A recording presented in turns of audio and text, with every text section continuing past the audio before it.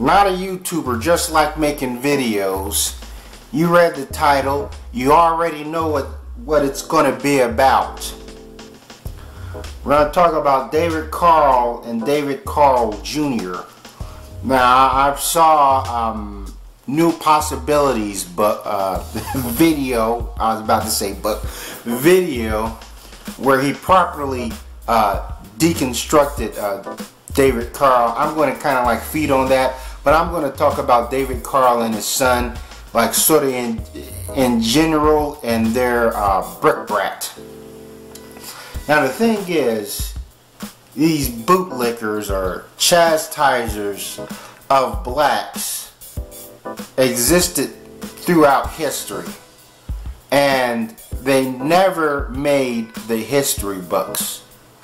The blacks that make the history books are those that do something, that accomplish something, that see a race of people, I'd say, in bondage, and and set out to try to make things right.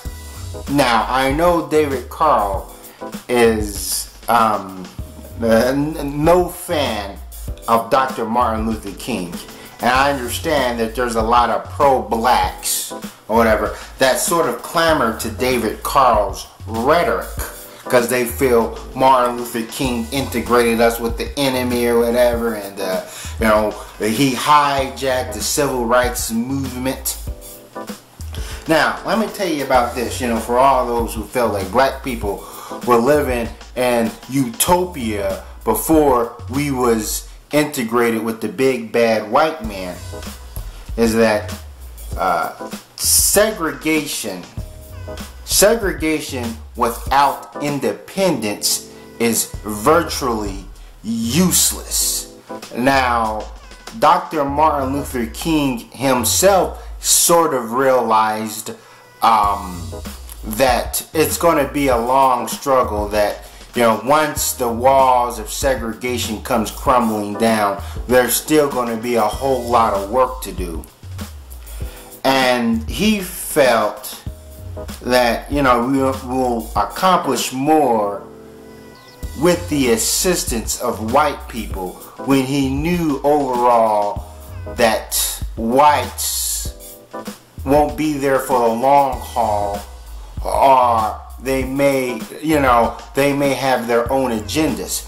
Now, when I read Frederick Douglass's book, and I tell you, if you have disdain for Martin Luther King, then you should have disdain for Frederick Douglass. I'm like, their lives, there's an uncanny resemblance to the things that they've accomplished and been through.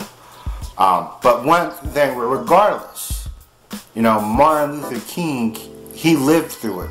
He was born in the type of conditions in the world that we've only read in books and movies. Frederick Douglass was a slave. He actually got hit with that whip a couple of times. So therefore, you have to take that in consideration, and that right there, those elements, I have to respect him just for those elements alone.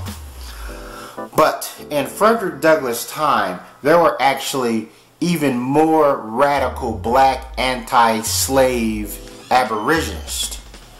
But, and Frederick Douglass, he made a lot of moves with white people. A lot of white people financed him, took him on tour, said, hey, we need this guy to speak at our anti-slavery rallies. We need this dude. Same thing with the whites and President Johnson with Martin Luther King. He said, I'd rather have this guy lead rather than more radical people such as Malcolm X and so forth. I understand this.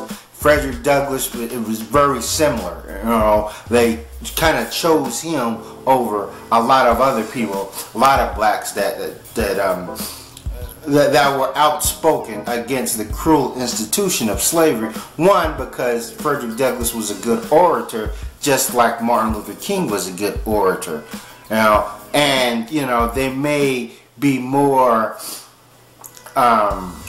may have more appeal to whites. But yeah, you know, that's just a, you know, an interesting historical tidbit. But now we're going to go back to old Mr. Carroll there. Now, I feel that Mr. Carroll doesn't like Martin Luther King most likely the same way the white racists don't like him. It's not like, well, either on some super pro-black stuff or things of that nature, because a lot of racist whites, a lot of Nazis consider Martin Luther King a communist and consider that he was detrimental and he was an enemy to America. Now, I'm like, David Carroll is the same guy who said, you know, Nelson Mandela was a terrorist. I'm like, I guess that David Carroll is nothing more than an opinionated man, and I guess that the bar for intellectualism in the black corner of YouTube is very low. You know, I'm like, he's a dude with an opinion. He's no intellectual. The things he says are far from right and exact. But I've noticed in David Carroll's video that he has a little stuffed up toy monkey with a basketball, and I understand that he's trying to make that's a clear message about how he feels about the NBA. Well, I know that David Carroll can give you 101 reasons on why he has that on display there. And so, okay, whatever the reason, maybe he feels that black people are just baboons bouncing up and down the court or whatever, and not having any sort of power in the politics in the realm of basketball, that, you know, the coaches are white, the owners are white, and so forth. You know, that's what I get from it. You know, I have my own critiques about the NBA and things of that nature. But,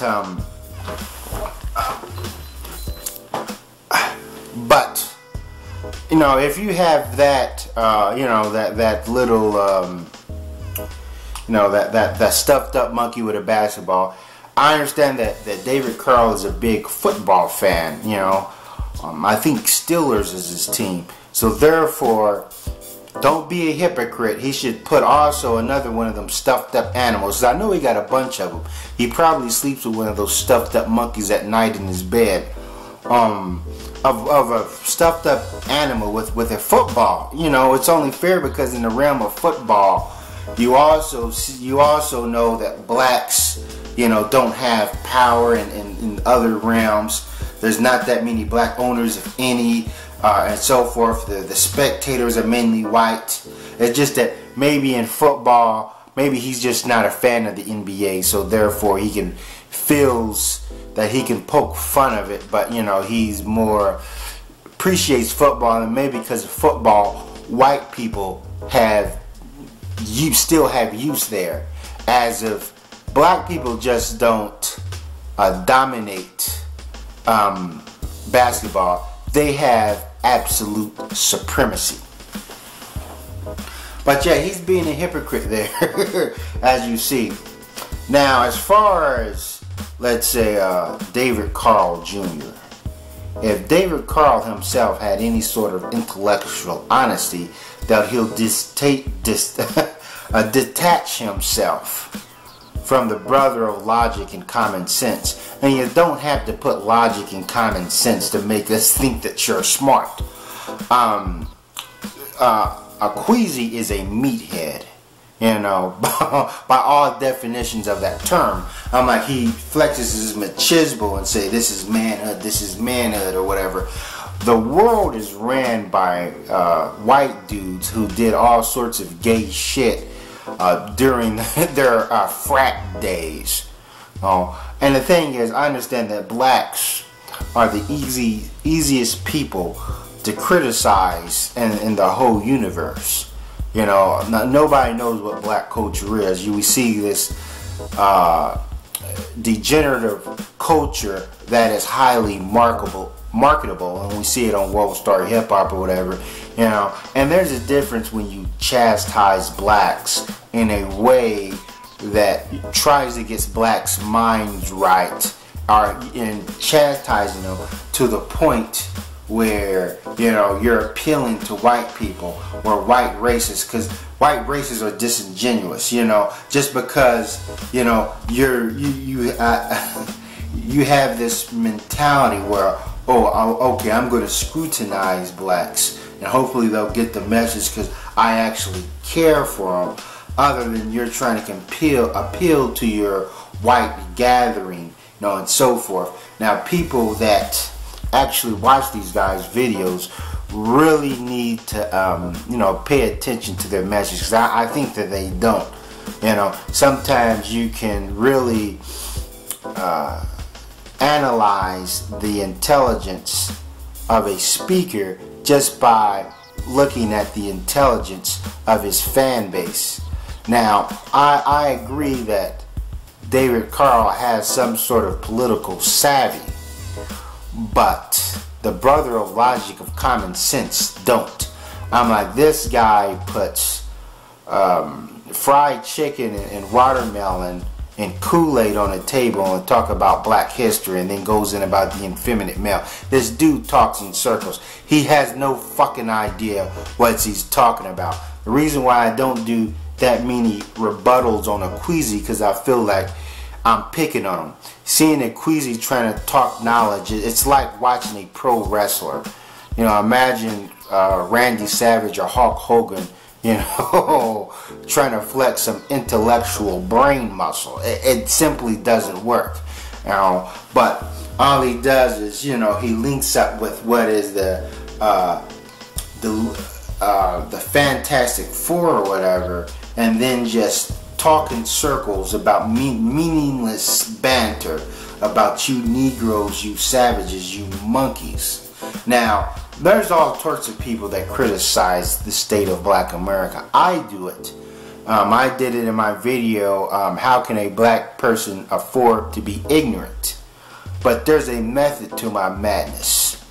And as far as David Carroll, I know what David Carroll is doing.